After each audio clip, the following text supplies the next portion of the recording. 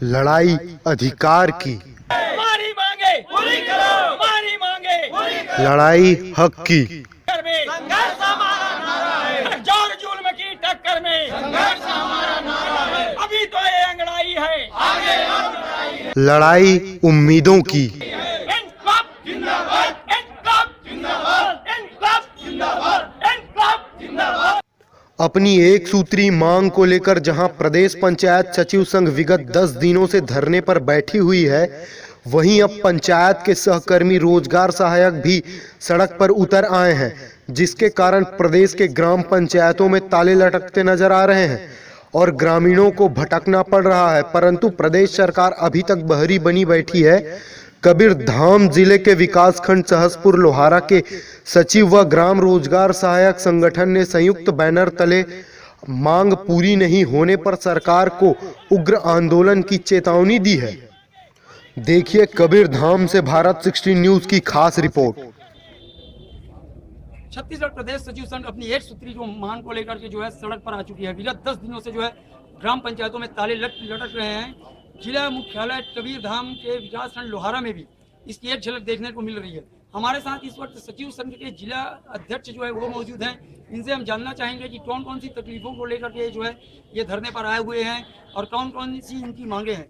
आप कौन सी तकलीफ को लेकर धरने पर आए हुए हैं और कौन सी आपकी मांग है? हम अपने 26 वर्ष पुराना लंबित मांग को लेकर के शासन के समक्ष हड़ताल में बैठे हैं। प्रांतीय निकाय के आह्वान पर छत्तीसगढ़ पंचायत सचिव संघ के पूरे 28 जिला और 146 विकास खंड में विगत 26 दिसंबर से काम बंद कलम बंद हड़ताल शुरू कर चुके हैं।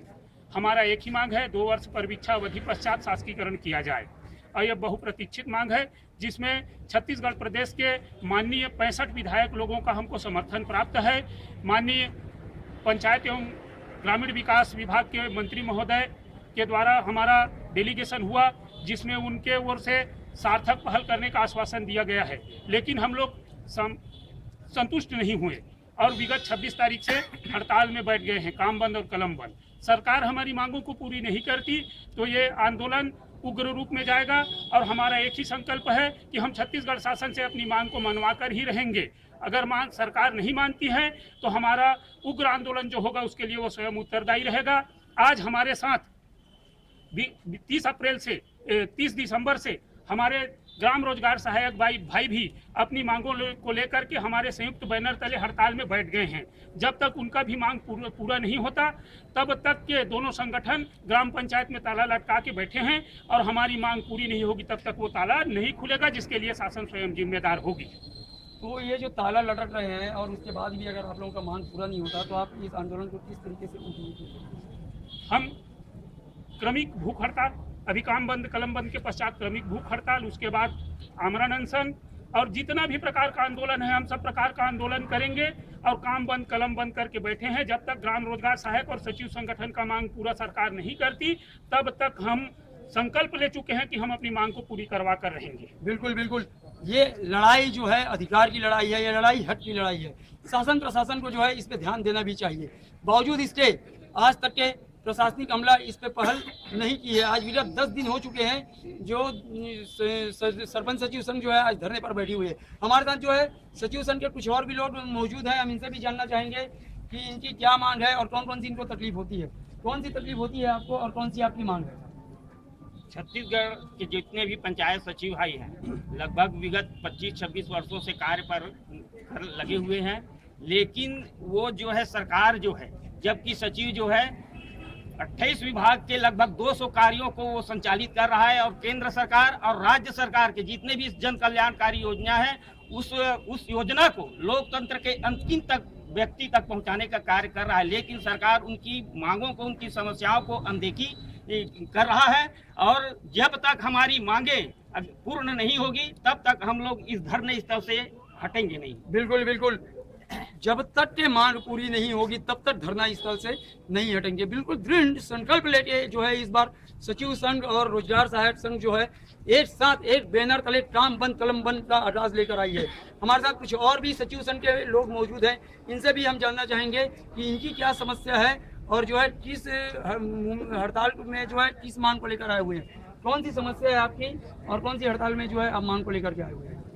सरकार द्वारा बार बार यह बात बोलती है कि वित्तीय संकट है।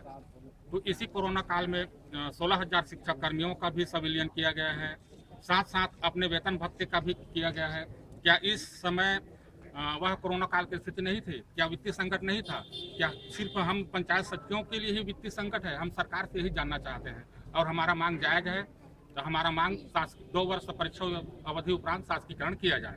बिल्कुल बिल्कुल, शासकीयकरण की मांग है।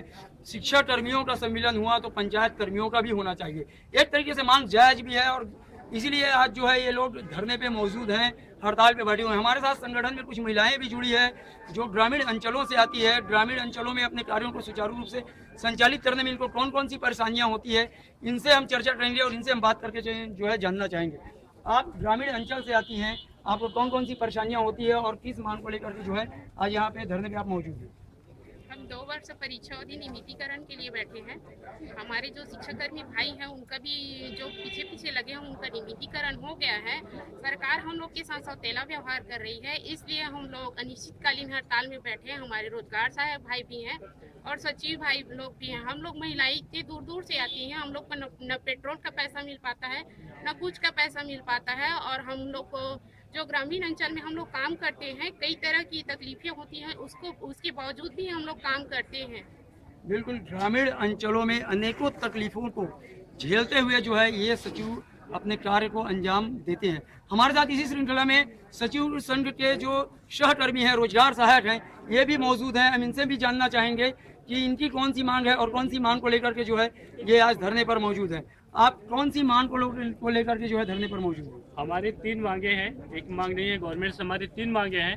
पहला मांग तो हो गया हमारा वेतनमान निर्धारण और साथ में नियमितीकरण। दूसरा मांग ये हो गया हमारा कि जो ग्राम पंचायतों को नगर निगम या नगर पंचायत में शामिल किया जा रहा है, वहाँ के रोजगार सहायकों को पद पे रखा जाए।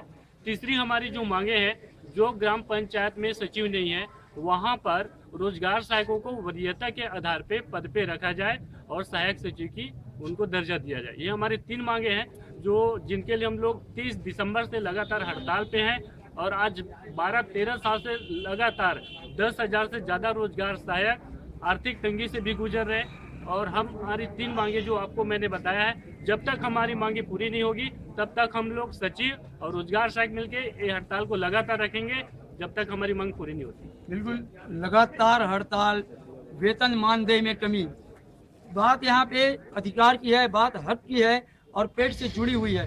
कोई भी आदमी जो है अपने पेट से जुड़ा हुआ अधिकार के लिए पीछे नहीं हटता। ये इसीलिए जो है आज ये रोजगार सहायक जो है अपनी मांग को लेकर के सामने आए हुए हैं। हमारे साथ इसी श्रृंखला में जो है संगठन के कुछ और भी लोग मौजूद हैं, इनसे हम जानना चाहेंगे कि कौन सी तकलीफ इनको होती है। आप छोटे छोटे गाँव में जमीनी स्तर में काम करते हैं, आपको कौन सी तकलीफ होती है और कौन सी मांग को लेकर के जो है आप सामने आए? हमारा प्रमुख मांग है, विगत 13-14 वर्षों से आज तक के हमारा ग्रेड पे नियमितीकरण और जैसे कि ग्राम से नगर पंचायत नगर निगम बना हुआ है उनको कोई भी सरकारी नौकरी में लिया जाए। प्लस और जैसे कि अगर वरीयता के अनुसार से ग्राम रोजगार सहायक को सचिव की पद दिया जाए। जैसे कि हम ग्रामीण में अंचल में काम करते हैं, सप्ताह में पेट्रोल, सप्ताह में मीटिंग में आते हैं 40 से 50 किलोमीटर के लिए, हमारा अल्प ज़्यादा 5 से 6 हज़ार रुपये हमारा पेमेंट है। उसमें हमारे जीवन या हमारे परिवार की कोई भी कार्य पूरा नहीं हो सकता। भाई आज के दिन में किसी भी मजदूर का 400 से 500 रुपये मजदूरी है, लेकिन हमारा सिर्फ 150-200 रुपये से अधिक नहीं है। तो सरकार से हमारी सिर्फ यही मांग है कि हमें नियमितीकरण किया जाए, ग्रेड पे दिया जाए। बिल्कुल बिल्कुल, एक ही मांग सरकार से, नियमितीकरण, ग्रेड पे होना।